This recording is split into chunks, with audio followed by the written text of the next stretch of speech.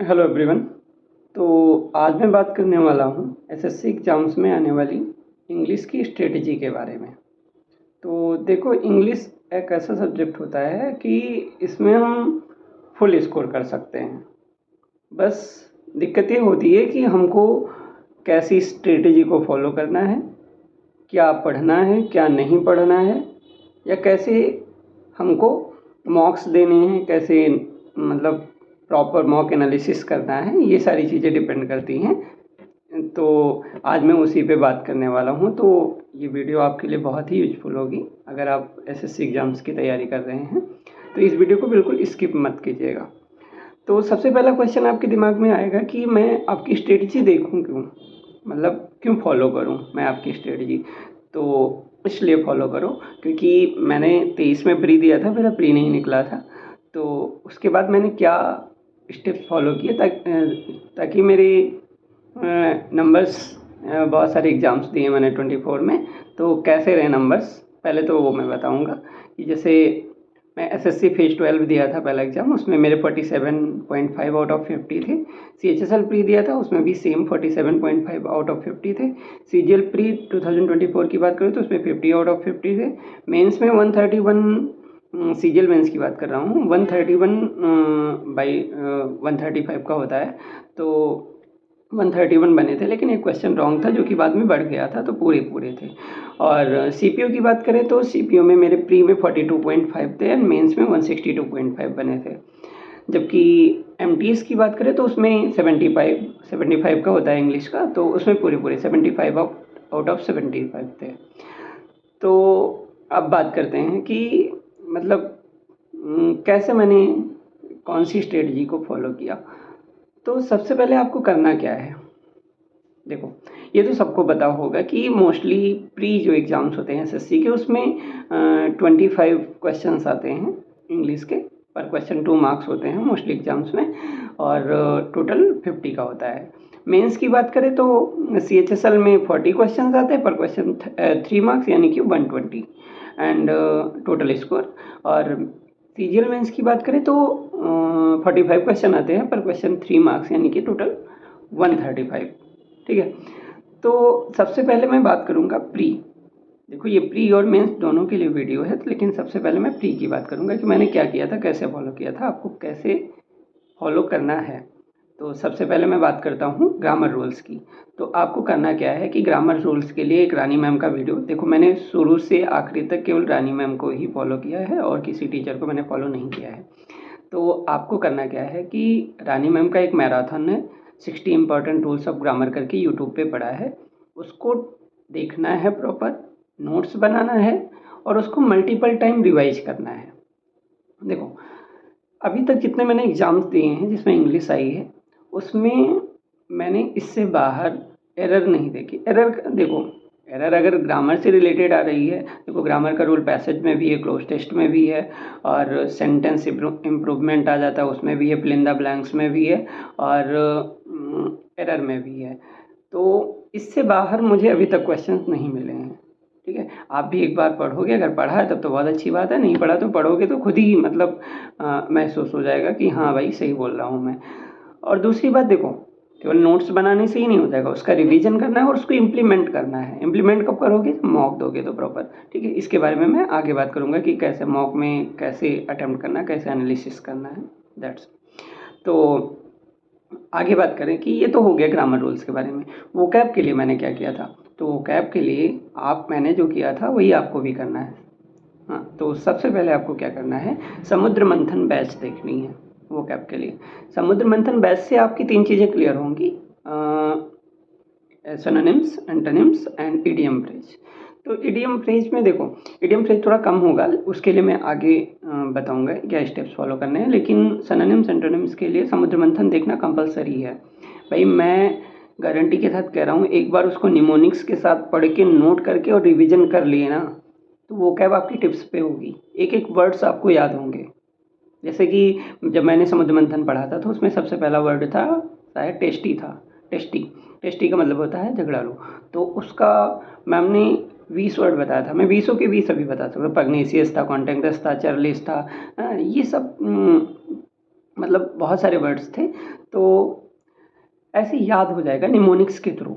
वो निमोनिक्स ऐसे नहीं होंगे, उसको लिखना भी है, ठीक है। उस निमोनिक्स से जब आपको याद हो जाएगा तो एग्जाम्स में जैसे आएगा भाई, देखो अगर कोई अलग वर्ड भी आता है तो वो क्या क्या होगा भाई, सबके लिए अलग होगा और कुछ ही लोग उसको कर पाएंगे जो बहुत ही एक्स्ट्रा टैलेंटेड होंगे, तो उससे आपकी रैंक पे ज़्यादा इफेक्ट नहीं पड़ेगा। हाँ, थोड़ा बहुत पड़ेगा, लेकिन जो 3 ऑप्शन हैं, एक ऑप्शन नहीं आ रहा है मान लो, बाकी 3 तो हमको आते रहेंगे ना, या 2 आते रहेंगे, 2 में एलिमिनेशन कर लेंगे तो कभी कभी सही भी चला जाता है।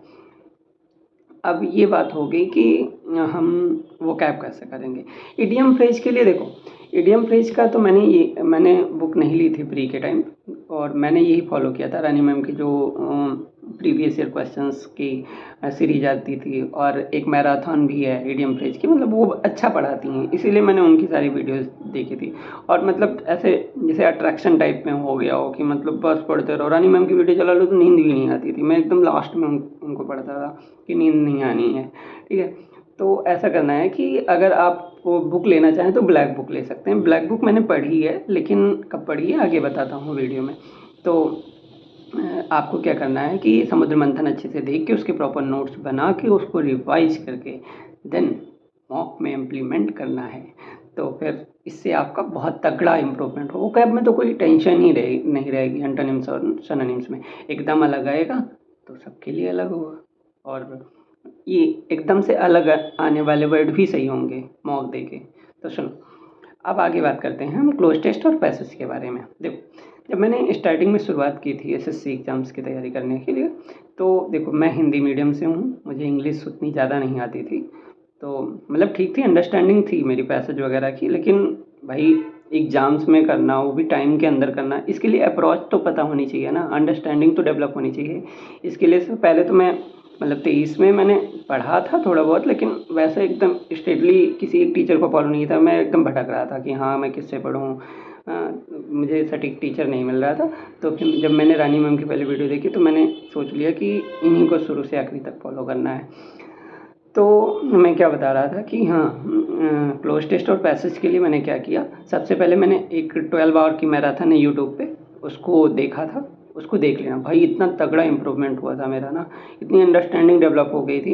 एक PQRS का भी है मैराथन ये, और एक शायद पैसेज का भी है, वो पैसेज का भी है। तो उसको देखने से इतनी तगड़ी अंडरस्टैंडिंग डेवलप हो गई कि मतलब आने लगी, नंबर आने लगे, 40 अप्रॉक्स आने लगे थे इससे, मतलब क्लोज टेस्ट नहीं गलत जाता था।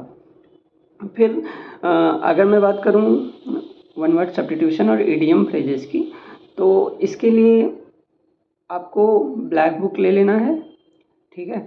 और ब्लैक बुक कैसे पढ़ना है इसके लिए मैं अलग सेपरेट वीडियो बनाऊंगा, क्योंकि ये वीडियो थोड़ा लेंथी हो जाएगी, तो इसमें केवल इतना बताऊंगा कि ब्लैक बुक को ले लेना है।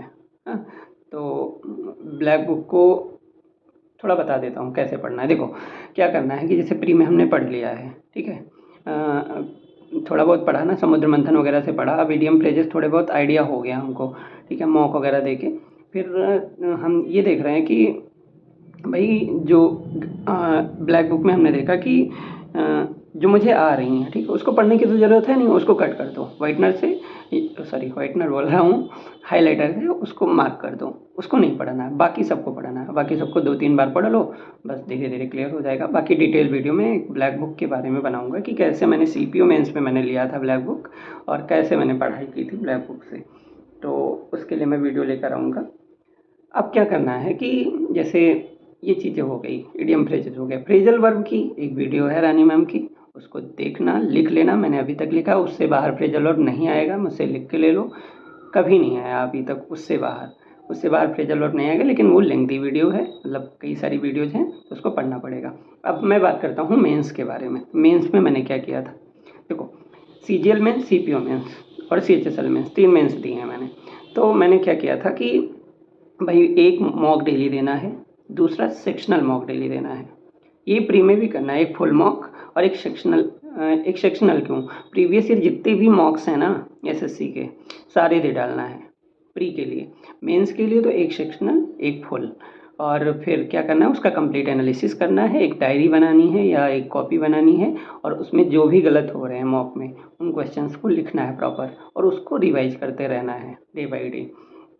इतना करने के बाद आपका जो डेली रूटीन रहेगा इसका मैं बता देता हूँ करना क्या है। मेंस तक ये करना है कि जैसे आपने मॉक दिया, ठीक है, उसमें जो गलती हुई उसे ढूंढ के लिखा, ठीक है। फिर आपने वो जो आपने समुद्र मंथन पढ़ रखा है, ठीक है, मैं मान के चल रहा हूँ समुद्र मंथन पढ़ रखा है, समुद्र मंथन को रिवाइज किया, 10 पेज रिवाइज कर रहे हैं डेली, बहुत ज़्यादा टाइम नहीं लगेगा, एक बार पढ़ लोगे अच्छे से फ्री के टाइम तो। फिर क्या करना है कि उसमें क्या बोल रहा था मैं, जो ब्लैक बुक ली है ना उसमें जो टिक किया नहीं किया है, मतलब टिक किया है वो तो हमें पता है पहले से, जो नहीं टिक किया है उनको अच्छे से पढ़ते जाना है, ठीक है। तो इतना करने के बाद आपकी मार्क्स में, आपकी इंग्लिश में इम्प्रूवमेंट होगा। देखो एक वीडियो में मैं पूरी चीज़ें नहीं बता सकता, इसीलिए मैं दूसरी वीडियो ज़रूर लेकर आऊँगा कि ब्लैक बुक कैसे पढ़ना है और कैसे अच्छे से मतलब मार्क्स स्कोर करना है। तो इसीलिए इस वीडियो को सब्सक्राइब ज़रूर करना, चैनल को सब्सक्राइब करना, वीडियो को लाइक करना और भाई सब्सक्राइब किए रहोगे तभी नेक्स्ट नोटिफिकेशन आ जाएगा आपके पास, तो मैं आपको गाइड करता रहूँगा। तो please subscribe and thank you for watching this video.